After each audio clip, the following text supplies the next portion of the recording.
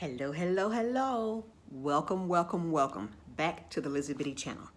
Please remember to like, comment, subscribe, and share. 4 things, but not in that particular order. Housekeeping. If you have not caught the Black Boys documentary on my channel, please go and watch that. I implore you to watch that, okay? So, this video is a story time, and I'm going to talk about the first time I set foot in South Africa. Of course, I've been to South Africa subsequent times since then, but this is my first time stepping foot there in my experience.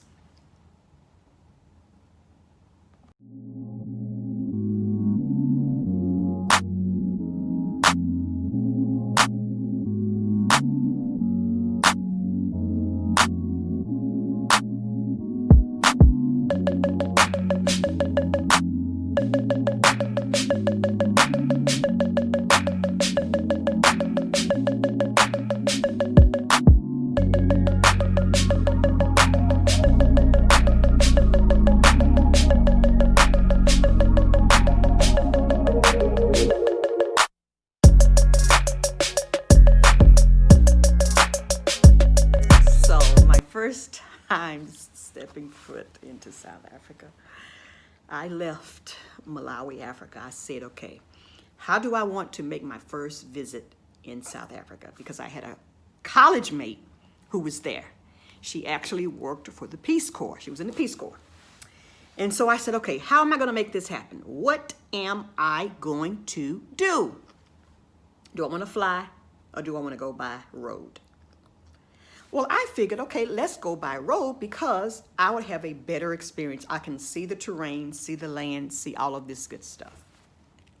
That's what I did. I took a bus from Blantyre, Malawi to Johannesburg, South Africa. If you look on the map, yes, that's quite a distance. So as you make this trek, you also go through Mozambique, okay? AKA Mozambique. So what was interesting as we're taking this bus ride and we reach the border and the customs control and immigration control, so our bus was there delayed. One, there were so many Americans on there. And so I'm sure you're familiar with the, we're gonna call it African tax. You had people on the bus that were saying they were not gonna pay the tax. Now I'm paying the tax because I'm trying to get to South Africa. I don't have the time to be playing here. I don't have the energy for y'all messing up my vacation, okay? I'm paying the tax. So you had people who were saying they weren't gonna pay the tax. This prolonged us on with the bus ride. It even came to a point where the driver of the bus said, the people who don't want to pay, we're going to start unloading your stuff. We're going to leave you here. We have a schedule. We're going to keep this schedule. I'm saying to myself like this, yes, please, please, please leave them, please. Because I didn't want to be delayed for my trip there. And so what ended up happening, they finally bowed in and they paid the African tax, okay? And so we began our journey. We had, of course, several stops. We came to a place. I cannot remember the name of this place, but I do have a picture of this place. It's not digital because we didn't really do digital like that back then. This was a long time ago. And so we stopped at like it was a gas station that has like the shopettes in there. And it was nighttime. So, of course, you're getting your bathroom break, you're getting you something to eat, you're doing all that. There was nothing out of the ordinary about that. It wasn't until the next stop that we stopped at a similar situation that was unique. So that stop after we got through Mozambique was normal. We made like the first morning stop. Okay, now keep in mind, we're on this bus now, we're on this bus. That was unique. So most people don't know me. So when it comes to food, at times I am not very adventurous. I'm very squeamish, okay? Being that way, you would think I should be a size -20, but I'm not. Okay? However, we stopped at this gas station that had a shopette and had small restaurant inside. And you can go in and get food, you know, freshen up, go to the restroom, take care of your private business, etc., get some food. Okay. I took care of my private business matters, and as time progressed, I said, oh, let me get some snacks. I'm going to get some food. Let me see what hot food they have.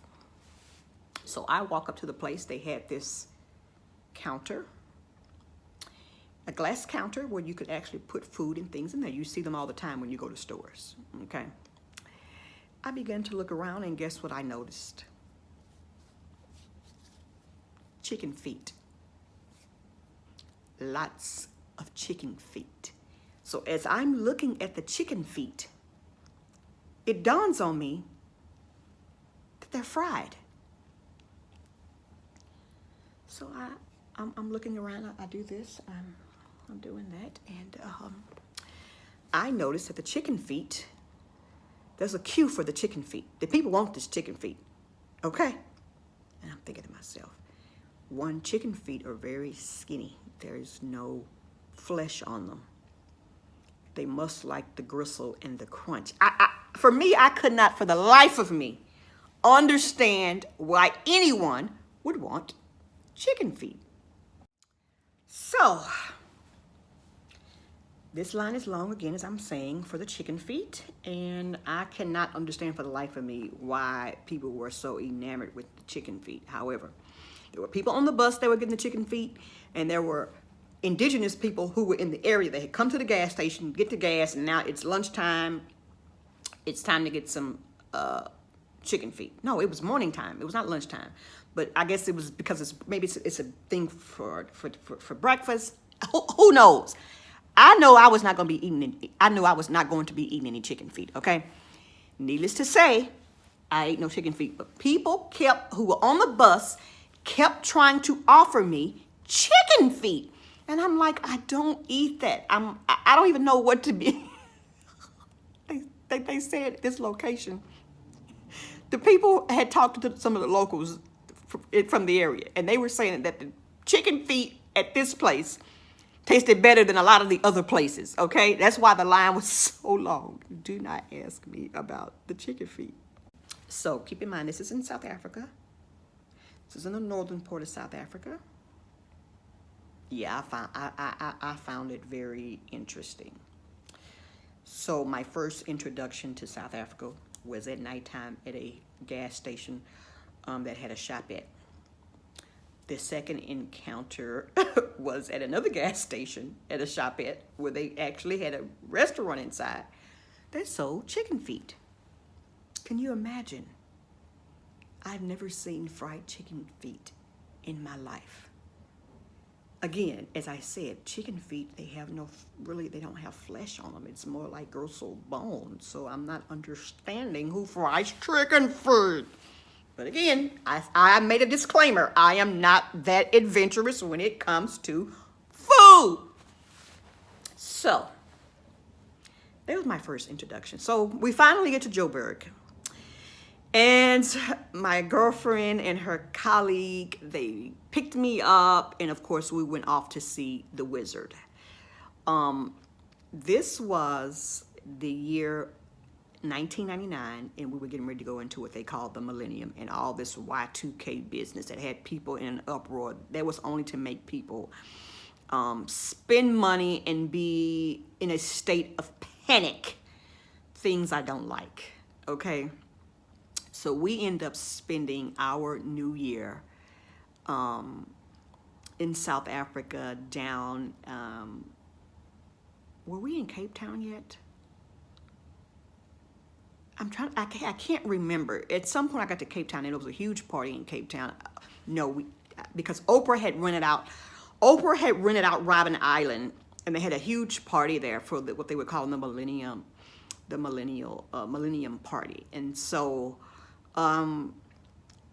my initial, after I woke up the next day in South Africa, as I began to walk around, the women were so beautiful. The men were so handsome. I relished in being with my people. The nightclubs were legendary. I love South African music. I love it. I was introduced to Boom Shaka, Brenda Fassie. I mean, I never knew of these. Love them. Like, I have all of Brenda Fassie's albums, Boom Shaka, amongst some others, just to name a few. So my take and what I initially thought, I had a good experience. South Africa actually reminded me of being at home. And being at home, I mean being in the United States, because one, South Africa is the most developed country on the continent. So it reminded me of being home. It was truly a vacation being from Malawi. Coming from Malawi, coming to South Africa, it was truly a vacation. And I took it in. I was more inclined with trying to see the locals and like where they live, because that's who I am, my personality. I want to see that, you know. But the time that I had gone, there had been an incident. I don't know if you all remember. I don't want to dwell on that too much, but there had been an incident with a UN secretary, and all of that was going on. So my friend who I went to college with, she was like, you cannot, because I really wanted to be with the locals. And the sense of security and all of that stuff was heightened because of this incident that happened a few months prior to me getting there, because I got there in December. I didn't leave until mid-January. And she was saying, no, you cannot do this because of the situation that happened with this lady. And I was so disheartened. And so at that point, I made a point. I said, okay, I made a pact to myself. You're coming back here as many times as you possibly can to just intake everything that you possibly can. And of course I did. Of course I did, to the fullest. And that'll have to be for another story time. But my first few days were blissful, and really the entire stay, primarily because, again, my colleague, she had been there for months, so she knew the lay of the land and all of that. So, yeah, I hope you enjoyed the story time. Remember, Alkebulan is where we're supposed to be. That's where we're supposed to be. Okay?